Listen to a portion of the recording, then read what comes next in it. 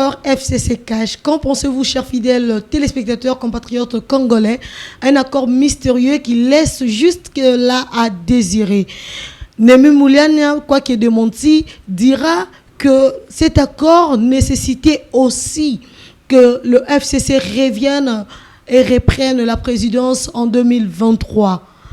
Mais selon lui, selon le FCC, le cash n'est pas prêt. Vraiment.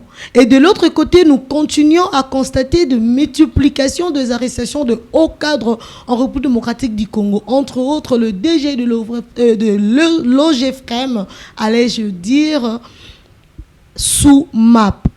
Également, le directeur financier de la société de communication Vodacom interpellé. Qu'en pensez-vous de cela? Nous pensons aujourd'hui avec M. Grace Tchunja, coordonnateur de la dynamique Impunité Zéro. Monsieur Grace Tchunja, bonjour. Bonjour madame. Nous avons constaté que vous êtes le coordonnateur d'une dynamique de l'impunité. Donc vous êtes vous-même un bon exemple, j'espère. Bon madame, nul n'est parfait, mais lorsque l'on se lasse dans le combat contre les antivaleurs, je pense que nous devons être conséquents et conscients de ce que nous sommes et de ce que nous sommes en train de faire. Merci beaucoup d'être parmi ceux-là qui contribuent pour le changement de l'homme congolais. Monsieur Grace Tchunja, nous sommes en train de lire des discours de la part de certains cadres de cette plateforme FCC. Quoi qu'il ait démenti aujourd'hui, nous constatons que l'accord FCC Cash est un accord mystérieux. Qu'est-ce que vous en dites? Bon madame, je ne suis pas membre de l'UDPS ou de l'IMC, une des parties prenantes à cet accord FCC Cash. Chaque acteur dans la société est libre de penser. Parce que la liberté d'expression est garantie à l'article 23 de la Constitution. Je ne peux pas entraver aux droits des autres parce que moi-même, je lutte et je milite pour le respect des droits. Alors, ça aurait été un péché ou un crime si Némi Mouliane disait que Kabila, l'accord FCC Cash a prévu en ce sens la rentrée de Kabila en fonction présidentielle en 2023. Mais tout membre du FCC est libre d'exprimer ses ambitions, madame. Tout comme Némi peut avoir les ambitions de poster et de devenir président de la République. Chadari peut également, parce que la Constitution du février est claire quant à l'article 70, dit le président de la République est élu sous le suffrage universel direct pour un mandat de 5 ans renouvelable une seule fois. C'est ce que nous voulons, qu'il y ait des ambitieux qui se disent, bon, moi, je peux être à même de renverser le président Félix Tshisekedi actuellement au pouvoir et me faire élire président de la République. C'est un peu ça. Je ne trouve pas, il faut pas donner l'ampleur au sujet parfois qui ne mérite pas d'ampleur. Némi Mouliane est libre de dire que l'accord a prévu, parce qu'il est vrai qu'il existe un accord entre FCC et Cash. Et ce qui n'est pas normal, c'est que moi je ne crois pas à l'accord entre Tshisekedi et Kabila. Mais au moins, les deux plateformes électorales se sont nouées des accords. Là, c'est connu de tous, mais la stipulation selon laquelle, qu'en 2023, c'est le FCC qui revient au pouvoir, moi je pense que ni le Cash, ni l'UDPS, ni l'INC, parce que je ne suis pas le porte-parole de ces partis politiques, je suis acteur de la société civile, n'a le droit d'interdire à l'autre de ne pas postuler à la présidence de la République. C'est simple. Vous savez, il faut éviter de se lancer dans les débats stériles ou chercher le sexe des anges.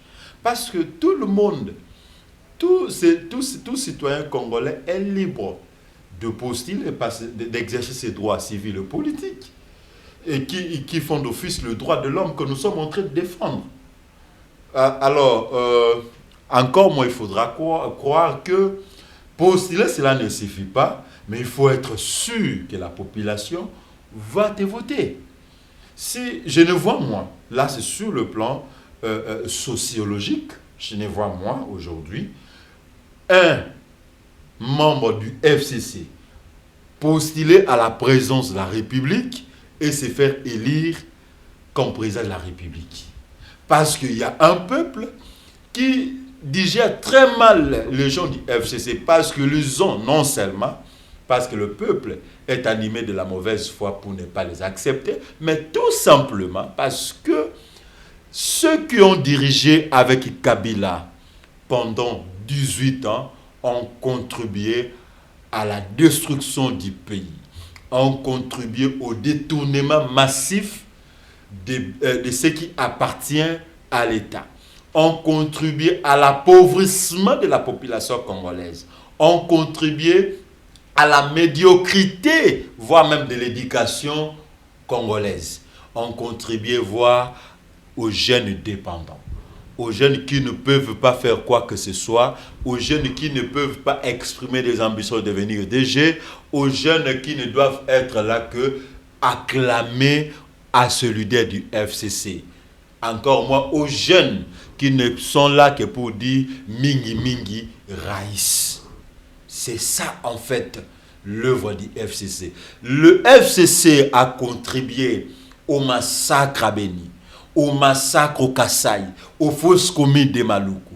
Toutes les mauvaises choses, le FCC a contribué aux enrichissements sans cause en leur profit. Alors aujourd'hui, vu leur bilan, ils peuvent avoir des ambitions parce que c'est leur droit, c'est de leur droit. Encore moins, c'est aussi le droit du peuple de réclamer les poursuites judiciaires contre ces gens-là qui ont pillé l'État, qui ont appauvri l'État pour qu'eux deviennent aujourd'hui riches.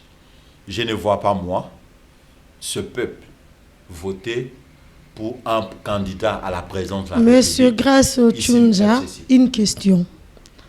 Si le FCC, comme tout autre parti politique, sont libres de postuler à la magistrature suprême, alors pourquoi cette question devait faire partie de leur accord?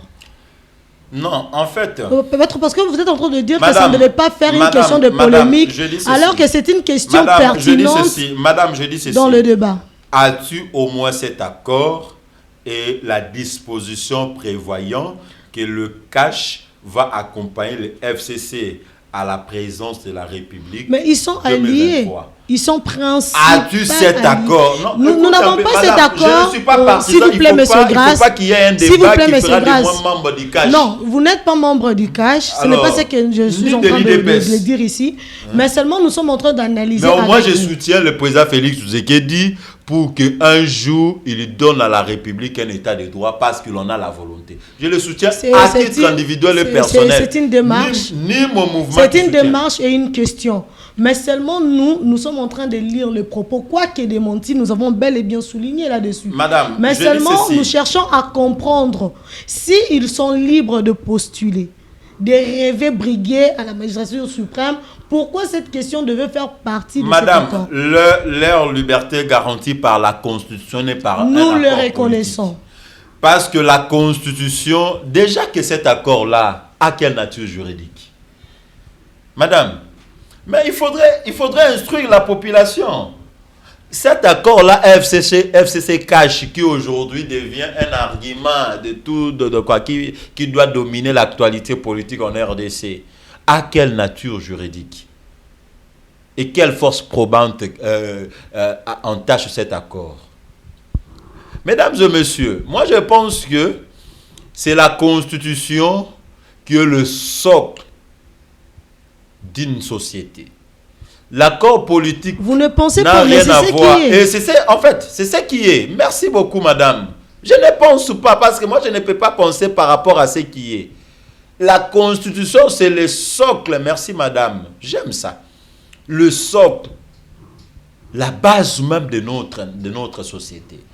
Ce n'est pas un accord FCC cash peut-être conclu dans leur chambre à coucher qui aujourd'hui doit continuer à dominer l'actualité politique en RDC. Il faudrait encore accepter, venir sur le chaîne de télévision, faire les débats sur l'état économique du pays, l'état juridique du pays et l'état politique du pays. qui tourne autour de quoi d'une peau qui s'appelle accord FCC Cash, madame. Mais à ce que je sache, aucune disposition de la Constitution interdit un membre du FCC, sauf le sénateur à vie, le dictateur du passé, le terroriste du passé, Joseph Kabila, qui ne peut jamais rêver de devenir président de la République. Mais tout celui qui est membre du FCC peut exprimer ses ambitions.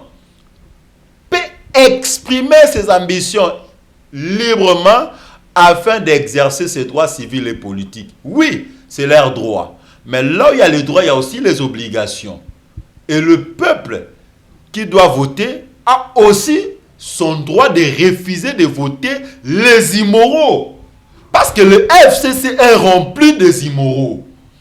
Il faudrait encore les souligner. Ils sont libres de postuler parce que c'est de leur droit. Mais au moins, le peuple aussi est libre de refuser de voter pour les immoraux. Est-ce qu'un peuple conscient peut voter un membre du FCC? Je dis non. Un peuple conscient peut voter coup sur coup? Je dis non.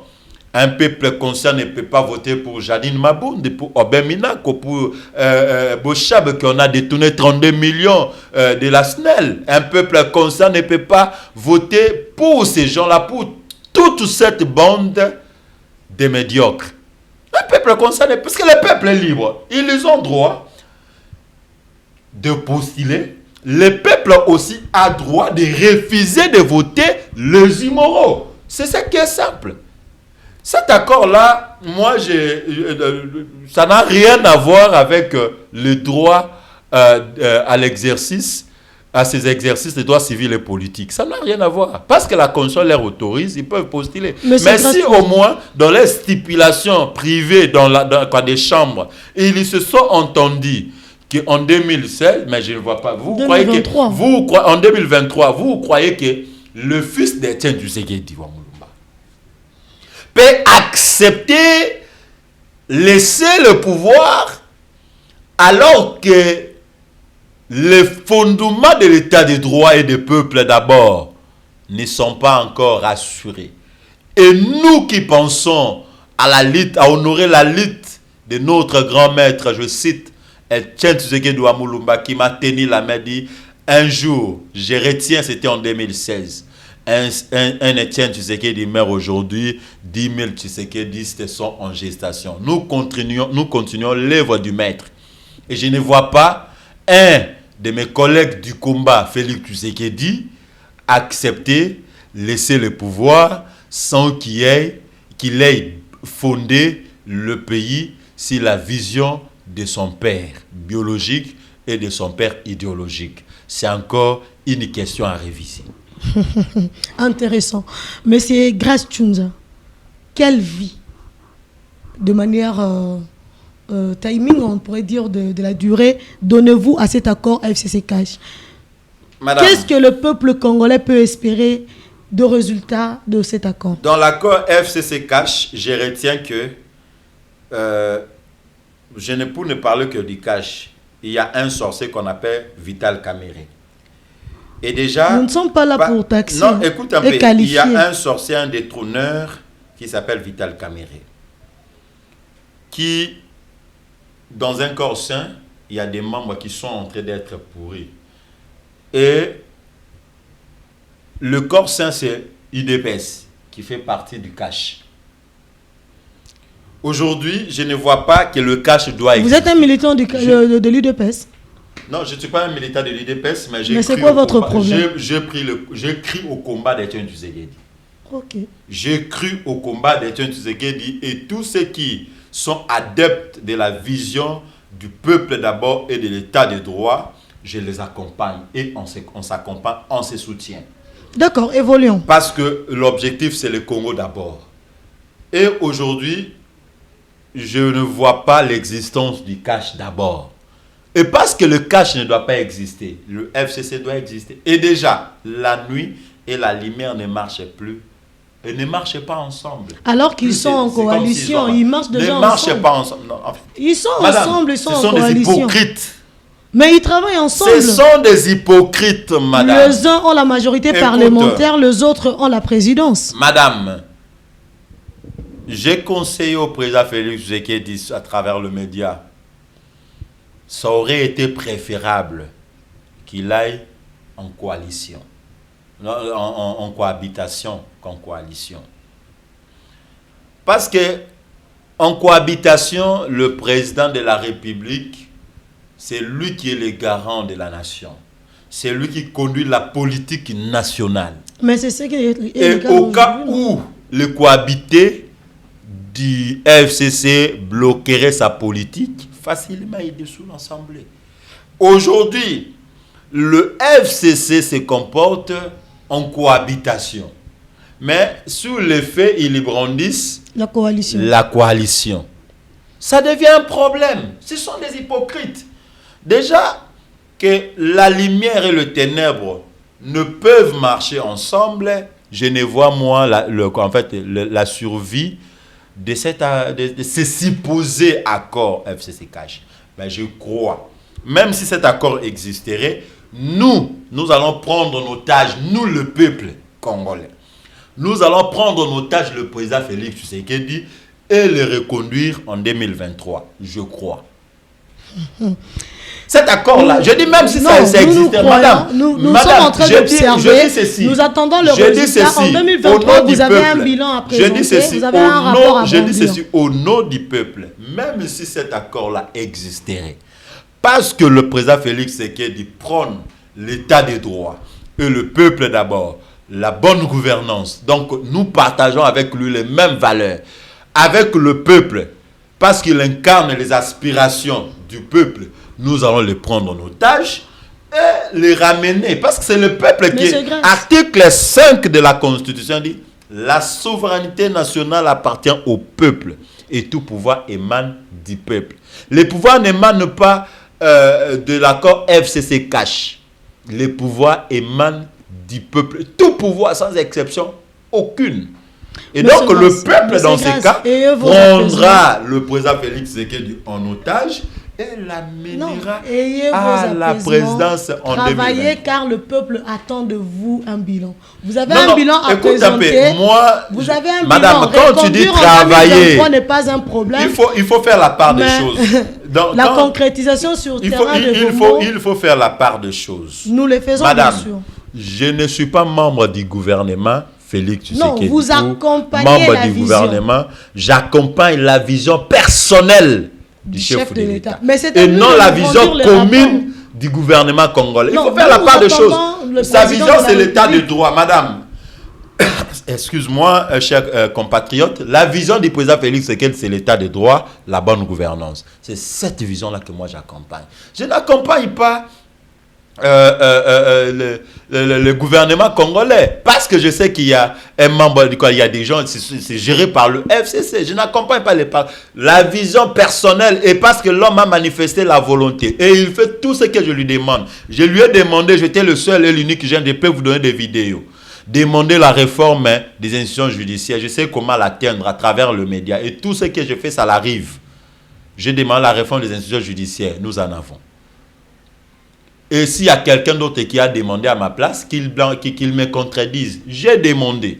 Nous étions encore le 2 janvier 2020. Et le 18 février 2020, l'homme réforme les institutions judiciaires. Pourquoi ne pas l'accompagner? Quelqu'un qui fait ma volonté. Pourquoi ne pas... J'accompagne, chers compatriotes, je m'assume. Même si les gens peuvent dire la société civile est... Non, moi je ne suis pas cette société civile hypocrite. Moi, Grâce Tchounza, à titre personnel, ce n'est pas mon mouvement et ça n'engage que moi. J'accompagne la vision du président Félix Tshisekedi, de l'état des droits, de la bonne gouvernance et du peuple d'abord. Le jour où, c'est-à-dire cette vision-là qui prend le changement, le jour où il va se détourner, je lui ferai le dos, je suis clair. Chers compatriotes, nous sommes en train d'avancer. Et pour dire quoi? Pour dire quoi? Non, monsieur Grasse, le bilan, là, je réponds maintenant à votre question, madame. Nous sommes en train d'avancer. Le bilan, c'est lui qui va présenter. Je crois qu'il faudrait comprendre, que les peuples comprennent comment fonctionnent les institutions politiques. l'exécutif est bicéphale. D'un côté, il y a le président de la République qui est au-dessus. De l'autre côté, il y a le Premier ministre. Et le Premier ministre est ici de la majorité au Parlement. La gestion quotidienne de l'exécutif, c'est entre les mains du gouvernement. Sylvestre Ilunga. Et ce sont eux qui n'aiment pas le Congo. Ils ont planifié cela.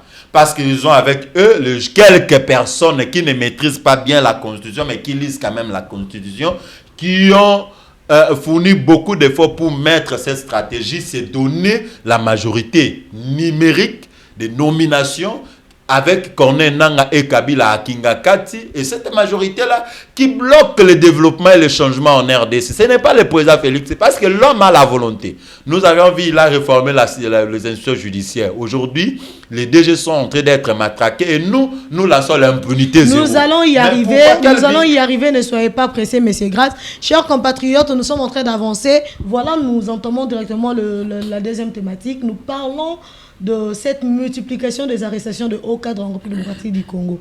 Vous avez essayé d'introduire, bien que sans mon autorisation, ces arrestations. Parce que vous m'avez coincé de parler de bilan. Non, c'est moi, j'ai voulu vous dire que monsieur, son excellence Félix-Antoine Tshisekedi a un bilan à nous brandir à nous. Un rapport à présenter en 2023, si et seulement si le souhait de vous qui l'accompagnez est de le reconduire en 2023. C'était ça en fait notre préoccupation. Mais nous pouvons vraiment en parler, c'est très important, car nous avons constaté, nous avons vécu ensemble avec vous l'arrestation de son directeur de cabinet, M. Vital Kamere. Une arrestation que nous avions demandé, nous, de la dynamique. Ce n'est pas un problème, mais du moins vous avez obtenu gain de cause, également tout le reste de la population congolaise. Et voilà la suite, une succession des arrestations, des interpellations. Mais il y a ceux-là qui disent que jusque-là, nous ne sommes pas satisfaits. Pourquoi? Parce que il y a d'autres qui ne sont pas interpellés et qui ont été aussi interpellés, mais qui n'ont pas pu répondre, ils n'ont pas voulu s'obtempérer. Qu'est-ce que nous pouvons lire là-dessus? Votre lecture, monsieur Grace Tunza. Bon, madame, nous avions dit ceci. Vous savez, on n'est pas prophète, mais Dieu nous fait grâce. Quand on lutte, on se bat pour exécuter la vision que Dieu nous a donnée. Dieu oriente tout ce que nous faisons. Je dis l'année passée que la lutte contre l'impunité, une nécessité pour débloquer la bonne gouvernance. Et avec mes collègues, mes camarades de la dynamique impunité zéro. Et nous avions essayé de sensibiliser suffisamment sur la vision de la lutte contre l'impunité et la corruption en RDC. Aujourd'hui, le président de la République a compris qu'il fallait réformer l'appareil judiciaire. On a demandé de par ce que nous avions constaté, le chef directeur de cabinet Vital Kamere, ses poursuites judiciaires. On a vu l'homme être condamné à 20 ans de travaux forcés au premier degré. Et bien qu'il en a interjeté l'appel et joué encore sa présomption d'innocence, mais en vertu de la première décision, du principe préalable, nous disons qu'il est coupable et il a détourné ce qui appartient à l'État. Nous continuons à faire notre travail. Nous avions demandé maintenant l'enquête sur le dossier Boukangalonzo. Vous avez vu comment est-ce qu'on a fait parler Matata Mponyo. La dynamique impunité a fait parler l'enquête de l'IGF. Non, ça c'est de dire. Il sait, il est convaincu. Il est convaincu alors que c'est lui seul qui est allé solliciter cette enquête. Il va nous justifier où il a trouvé les fonds qui a consisté à la construction de l'université Mampone. T'en fais pas, madame. Non, on a vu les autres soit pour la construction de cette université. Écoute, nous avons besoin de voir le Congolais investir dans le domaine de l'éducation. Mais nous ne voulons pas voir tout simplement le Congolais piller l'État et construire au privé pour leurs enfants et leurs propres intérêts, madame. On a soutiré quand même ce que nous avions voulu, soutirer ses paroles, l'amener à se culpabiliser, l'amener à crier son innocence. Et c'est la justice qui aura toujours le dernier mot. Nous continuons toujours dans notre campagne impunité zéro, lutte contre l'impunité. Les autres disent qui est derrière moi. Ils peuvent dire, moi je dis, ceux qui cherchent qui est derrière moi, je leur dis toujours, demandez à votre collègue Stéphanie, je n'ai que Dieu derrière moi. C'est comme un David qui, avec sa modeste vie, en train de défier Goliath. C'est ça. Chers compatriotes, là, vous êtes en train de détourner, de faire de contours, des détours pour ne pas être interpellé ou comment? J'ai dit ceci. Vous fuyez les critiques? Non, moi je suis toujours interpellé. Mais c'est quoi le problème? Est-ce s'il y a un jeune qui en a été victime de plusieurs arrestations avant l'interpellation? Écoute madame, moi ce n'est pas la mort ni les emprisonnements parce que j'ai été, voilà un peu ma main ici. C'est l'œuvre de la dictature de Kabila, à la NER, au Kantchachi, au Demeab. C'est l'œuvre de la dictature de Kabila. Il n'y a que Dieu qui peut décider sur ma mort. Il n'y a que lui. Je n'ai pas peur. Et puis déjà, la lutte contre l'impunité veut dire quoi? Aujourd'hui, grande est notre satisfaction d'apprendre que les anarcheurs du Vodacom, de la société Vodacom, parce que cette société nous pille les unités, nous pille les mégas. Et d'un côté, il pille encore l'État congolais. Vous avez interpellé ce monsieur pour ses le directeur financier de la société Vodacom est maintenant aux arrêts. J'ai de preuves. Combien de fois j'ai appelé le service client Vodacom pour des pertes de dignité, de consommation de mégas? Combien de fois? Aujourd'hui, le directeur financier de la société, bien qu'il jouit de sa présomption de non-sens, mais nous supposons qu'il a détourné ce qui revenait à l'État congolais autant de millions. Et par conséquent, nous demandons à ce que la justice soit faite.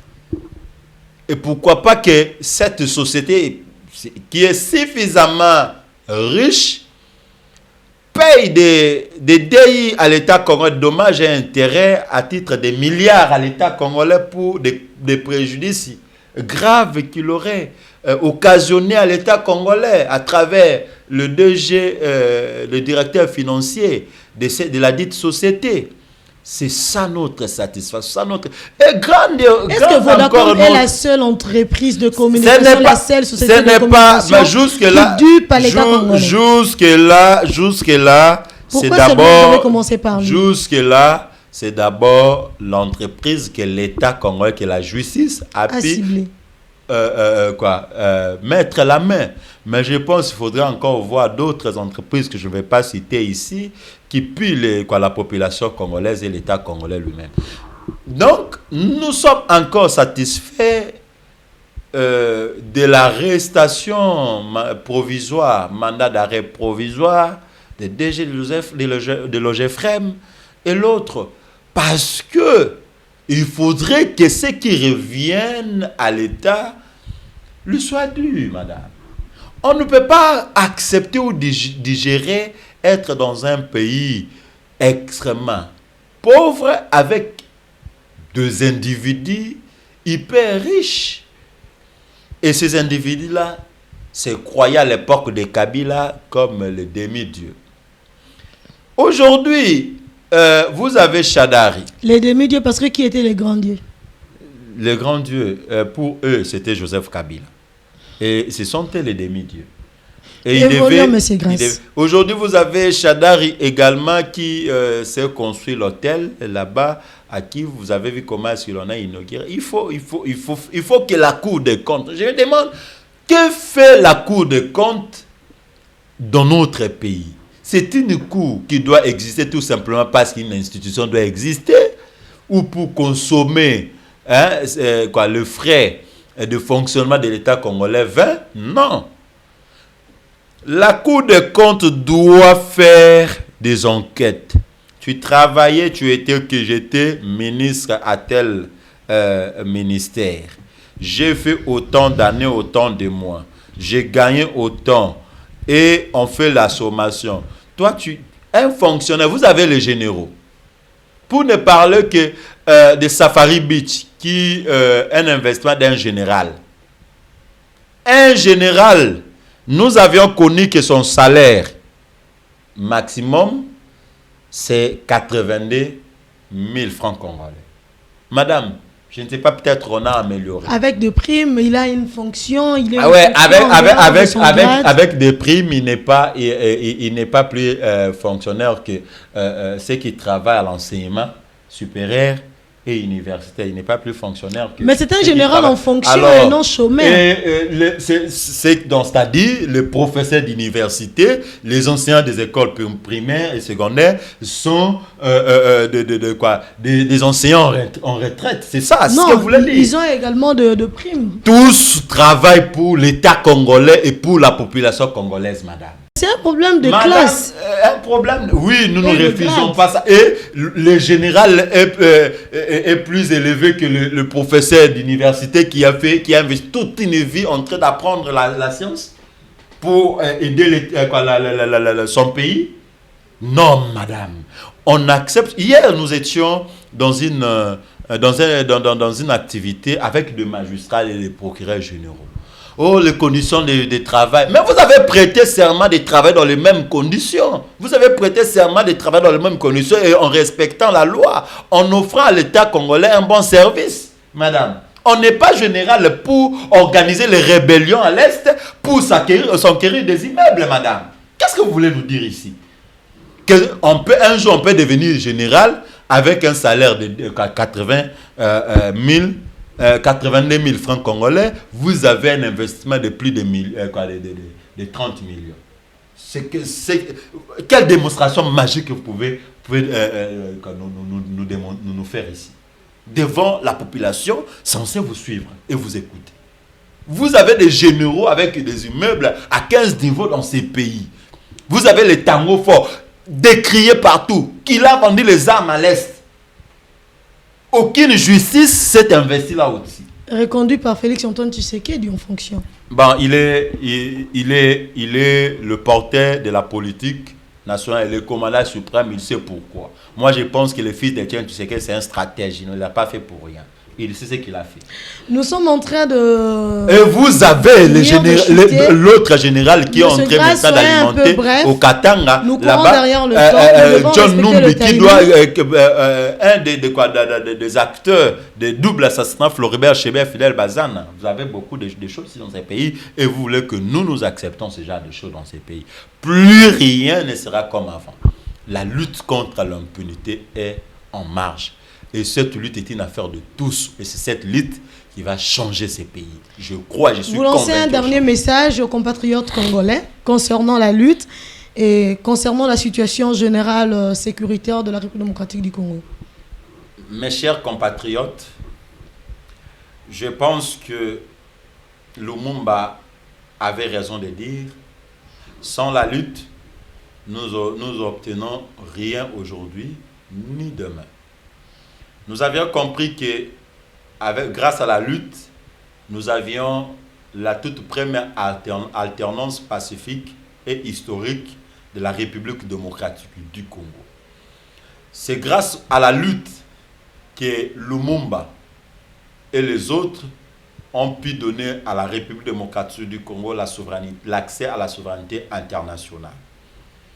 Grâce à la lutte que nous également, à notre niveau, au niveau de la dynamique impunité zéro, nous comptons donner au peuple congolais un état de droit, une bonne gouvernance basée sur la justice, le respect des droits des autres. Voilà pourquoi nous demandons à ce que le président Félix Tshisekedi anticipe le temps avant que le temps lui anticipe. Nous demandons à ce que le peuple congolais soit uni pour défendre la bonne cause. Que la jeunesse congolaise se batte également pour sa propre cause. Parce que nous constatons qu'il y a une permanence de conflits de génération. Que je ne veux pas voir mes amis en train d'être derrière toujours les politiques qui les acclament. Nous devons par contre faire de nos aînés politiques nos collaborateurs. dans le respect et la considération des apports de chacun. C'est ainsi que nous aurons une jeunesse autonome. Je vous remercie. Nous vous remercions également, M. Grace Tchounja. Je rappelle qu'il est le coordonnateur de la dynamique Impunité Zéro. Chers fidèles téléspectateurs, frères congolais et sœurs, nous vous disons merci de nous avoir suivis et de vous abonner massivement et d'inviter également les autres, vos frères et sœurs, vos amis et consorts, à s'abonner sur Edem TV officiel. Très bientôt, nous vous reviendrons. La journée est longue. Nous partageons le Congo. C'est la RDC qui gagne et gagnera toujours. Merci.